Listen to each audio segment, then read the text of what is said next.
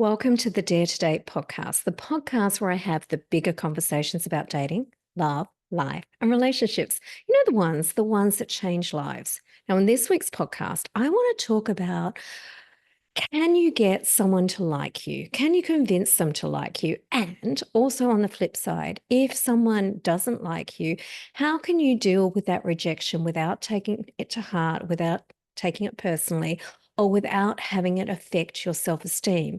Because the reality is, we've all had situations where we've liked people and who haven't liked us back. On the flip side, I'm sure you've also had situations where people have liked you and you've not liked them back. But before I get started on that particular topic, I want to check in to see how you're going. Now, I'm recording this just at the beginning of February, and we've had a whole month of this year so far. And if you listen to any of my previous podcasts, I've been talking a lot about how you can have the best year possible. Now, if you want to be able to have the best year possible, you want to be able to check in with how it's going. And a monthly check in is a really good way to see if you're on track. Because let's face it, sometimes we can decide we want to date and then we find life gets in the way, or we choose to do anything other than put ourselves on a dating app. So it's a really good time to reflect what's been happening. You know, have you been regularly going on dating apps? How's your success rate going? If you decided that you were going to go on a date a week, have you done that? What were your dates? You know, which ones did you enjoy the best? Um, like what type of dates did you enjoy? How are you going? Now, I did in those previous podcasts recommend taking pictures of what brings you joy, of your achievements, and you could even take pictures of those shitty moments. So, month by month and at the end of the year, it really gives you all of the information on the year that was. So have a look, see what your first month's been like. Now, I've done this exercise and it was kind of really interesting to see. And I've shared with you what some of my goals are. So, number one goal this year is I wanted to declutter. And I'm really happy to say that we have made such huge progress in this area that, I'm doing a little happy dance and I'm celebrating because I've achieved what I set out to. And, like I had a spare room that you couldn't get into. And I'm sure we all have spare rooms like that. But now it's a functional study. Also sorted my wardrobe out, got rid of a whole ton of clothes that either didn't fit me, or even if they did fit me, I probably wouldn't want to wear, or I just didn't like. So now I also had a shoe rack that I couldn't get into the cupboard, got rid of that, sorted out alternative place to make to fit my shoes in and my partner's. And when I go into that wardrobe now, it actually generally makes me happy. The other thing that I set a goal to do was work on my health and well-being, eat better, be healthier. And, you know, I have been doing that. I probably haven't got the results that I want. And that's probably a little bit like dating. But the great thing is, I haven't got discouraged about my results. I'm like, okay, I'm really motivated to keep going, to kind of just celebrate that I've been consistent, that I've done what's right and not right, what I need to do. And maybe I could tweak it to see what's working really well and what's not. But what's interesting and what I did learn, it was much easier for me to work on the tangible goals where I could get instant results. Decluttering the house, it's hard work, but the results were instant and it's really satisfying. Even, well, not so much with the health, but I was satisfied that I was doing something consistently. But I did want to, work on all the relationships in my life. I want to work on my relationship with my partner, with my kids, with my friends, and make those a priority. I didn't really do anything different in that space. So, that's going to be a focus for the next couple of months. And you might, when you look at what you've done, feel the same. Maybe, January can be such a crazy month if you have kids at home, they're on holidays, life isn't quite normal. Maybe you don't have the time for some of those things. In February, life really, gets back into that routine. So look at what you can do and don't give yourself a hard time if you haven't achieved what you want to. So on to what can you do? Can you make someone like you? It's a very interesting question, right? Now, it depends Like a lot of people are looking for chemistry. They're looking for that spark, that instant connection. And chemistry is a really interesting thing. I'm going to read you the definition and then we're going to chat about it a little bit. And it's easier to read because I'm not going to remember it off the top of my head. Chemistry has been described as a romantic spark between two people. The term spark in this context is quite as vague as chemistry. It's been described as intangible, unspoken, and energetic. Chemistry, they found, is a complex emotional or psychological interaction between two people. So it's made up of so many things. And I can tell you, some of the people that you're going to have the most intense chemistry with can be the worst for you because chemistry can come. I don't know, sometimes when you have really an intense spark of chemistry. Now, a spark is like a spark that lights a fire. And sometimes what chemistry, or not sometimes, what chemistry actually does is it shuts down the judgment part of your brain and only in relationship to the person that you have chemistry with. So you kind of lose reason. You don't see their faults.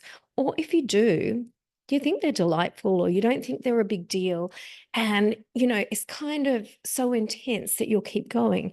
Now, what I do find working with a lot of clients is a lot of who we have chemistry with, like they said, it's quite a complex thing. And a lot of it can come from your childhood and a whole pile of factors.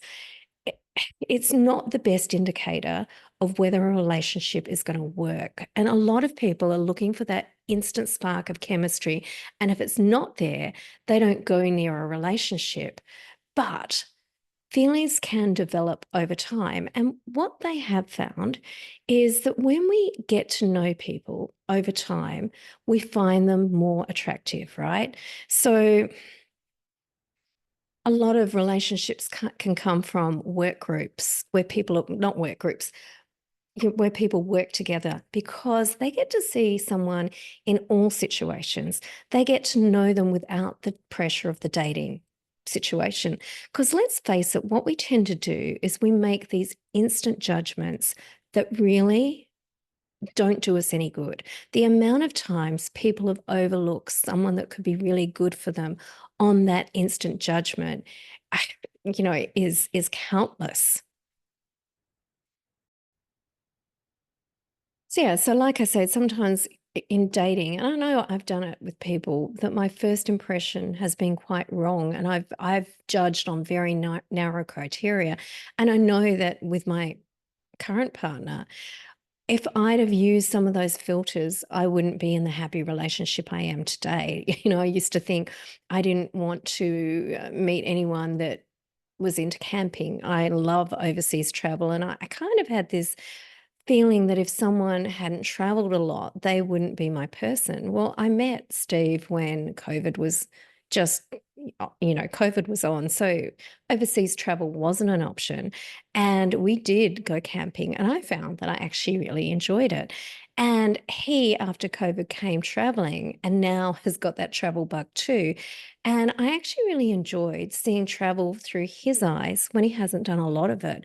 Whereas I think 5 years back, I would have ruled that out, thinking that that would be a deal breaker and the wrong person for me. And we do see this. I see this when I'm coaching people all the time when they're on online dating, that they will have quite narrow criteria and they'll miss out on some really great people. So, like I said, sometimes getting to know someone over time, attraction can grow. However, you cannot force someone to like you. You cannot convince them to like you. Relationships should not be that hard. And I know that when the right one comes along, you'd be surprised at how different it is. It will flow easily and effortlessly. You do not have to convince that other person that you're good enough. We can get so hung up on the stories we tell ourselves. I'm not pretty enough. I'm not thin enough. I'm not good looking enough. I'm all of these things. Maybe you don't have enough money, aren't successful enough. Yet, with the right person, none of that stuff will matter. And sometimes they're the bullshit stories that we tell ourselves that are actually keeping us single. So, at the moment, I'm watching Married at First Sight. It's a bit of an occupational hazard, right? And Love or hate that show. And this season, there's some horrible things that are happening in the show, and I do not like how they play with people's lives. And a lot of people go on that show because they may think that they want love, but what they're really looking for is fame. However, what you do see play out is human behavior that you see in the real world and in the dating world, right? So in the show at the moment, we've got Tim and Katie. So she walked down the aisle and he got really upset afterwards with the producers that he didn't want to be matched with her. She wasn't his physical type at all. And, her worst nightmare, I think she'd been single for 10 years, is being rejected. And kind of her last avenue of trying to meet someone was going on Married at First Sight and, doing this experiment. Now, I would probably say for her self esteem at that point, where she'd felt so rejected, she'd felt that no one had wanted her, the whole environment of an experiment like Married at First Sight is definitely not the place to go, because they put you in situations that really seriously can affect your self-esteem and your mental health, right? Now, there were a few things that happened that weren't very nice. So, like his body language, he didn't want to touch her, he didn't want to chat to her, he didn't want to engage with her in any way, shape, or form, wouldn't kiss her on the cheek after they cut the cake. And at the end of the night, there was a really painful scene where you see her talking to him and asking questions, saying, "Look, I'm getting the feeling that you're not into me." And he virtually gaslit her and said, "No, no, I'm just really nervous." He was doing what you would say the nice guy thing, like trying to come across and not hurt her feelings, but virtually lied to her every question, saying, it's nerves, it's this, it's that. And then you see her on the camera saying, "Oh, that's so good that I was wrong. I shouldn't jump to the wrong conclusions." And her gut instinct and reading the body language was 100% right. And I hated seeing her doubt herself like that, listening to what he said. Now, fast forward a couple of hours, they'd gone back to their honeymoon. He decided he wanted to sleep in separate rooms. And after they'd gone to bed, he knocked on a door and he came clean that he did not find her physically attractive at all. And you see her being devastated. Now, for the next few episodes, you see Katie trying everything that she could do to convince him to like her and to kind of say, "Look, give this a go, give this time. We're on an experiment." The whole thing is you don't know who's going to walk down the aisle. Give it a chance. And he just would not. In fact, there were some moments that were quite cruel where he said, "I'm into blonde, petite girls." And she's a curvy redhead, right? Totally different. And then he did say, "Oh, well, personalities, and I like funny girls as well." And she was all of those things, but she was trying with someone that was really shut off. And what then happened is she really let that affect her self-esteem. She was devastated of feeling like she's not good enough, that no one's going to love her, that no one's going to want her. It was awful to watch. But the reality is, you cannot convince someone to like you in that situation. And the more you try, the more you're going to push them away. And what I want to say, in a lot of these cases, the rejection isn't personal. Because you're not someone's type or cup of tea, it doesn't mean that you're fundamentally flawed or there's something wrong with you, okay? Let's face it, we can all meet people that are great, nice people, but we don't have that, what is it, the intangible, unspoken, and energetic match with them for whatever reason that is. And that's not personal. So if you're out there dating and the person you like doesn't like you, don't take it to heart. You're not broken. You're not undateable. You're just dating the wrong person. Okay? And I want you to hear that. I want you to stop taking rejections to heart. But on the flip side, for people that have got those narrow criteria, I want you to see if you can expand them. give people a chance, get to know people for who they are, because some of these other grooms and brides, when you've seen that they've got such narrow, superficial criteria that would write 99% of population out. So essentially keeping themselves single. And when you expand what you're looking for, it's not lowering your standards. You're just getting to know who people really are. And like I said, a lot of the relationships that people will have that are successful is they meet at work, because it's not high pressured like dating. They get to know each other, they form a friendship, they get to see who they really are without this weight of wasted time or expectations. And it's really easy to say, dating sucks nowadays. And online dating is broken dating. But a lot of the things we hate about dating have always been a part of dating. Sometimes we long for this golden age of dating where you'd magically meet. But even then, people would reject you. You wouldn't be their cup of tea. They wouldn't like you in the same way. So it's funny. You only have to go back and watch shows like Sex in the City. They were done before internet dating happened, and they would complain about all the same things that we complain about now, but we tend to blame them on the internet and dating apps. Now, dating apps are the one thing with dating apps is they do give you access to more people than you would come across any other time, right? Like back in the day, you would be limited to, the people that you come across, maybe the two people that lived near you that were single. You would only have those options. Dating apps have expanded that. And I see so many people have wonderful success when they use dating apps as a tool that introduces them to the right people. Okay. And the thing about dating apps is you will go on there and you feel like all of these people should be your choice, but they're not all your choice. A bit like if you went into a pub, you may go up to certain people and they're not going to be attracted to you.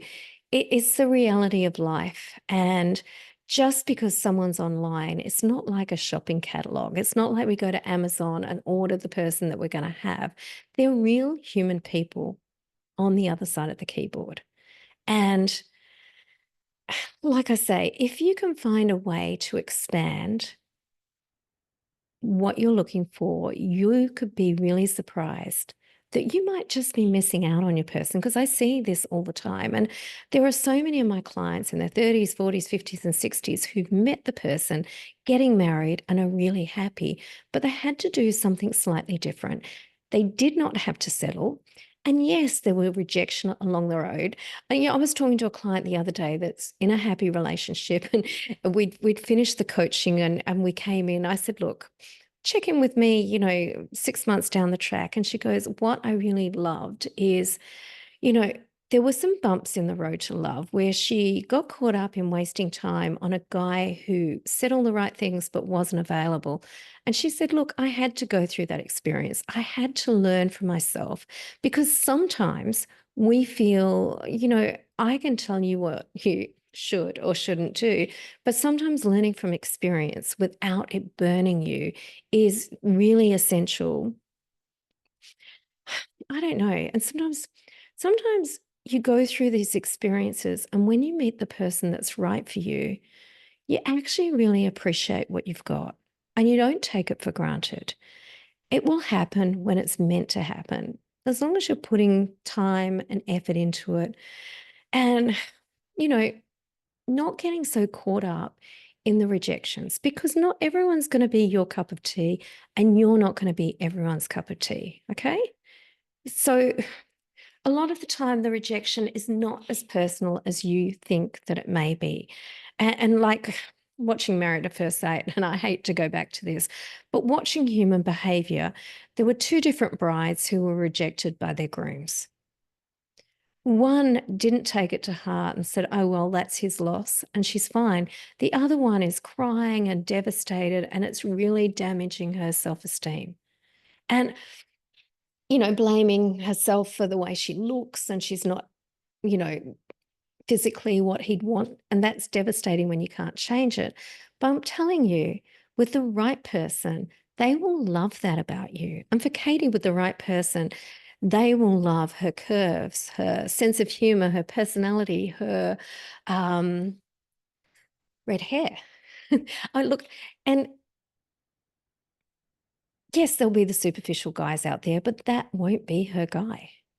And not every guy wants the girl who is petite and blonde. And I know that from experience, from working with people, from I don't know, I'm in a relationship with my partner that doesn't mind if I put on weight.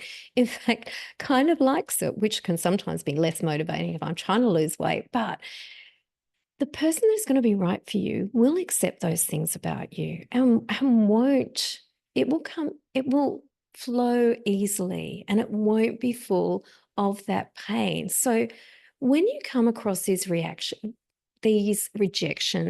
don't take them to heart, right? And the other thing that I want to say is what happens with how we feel about ourselves when we meet people.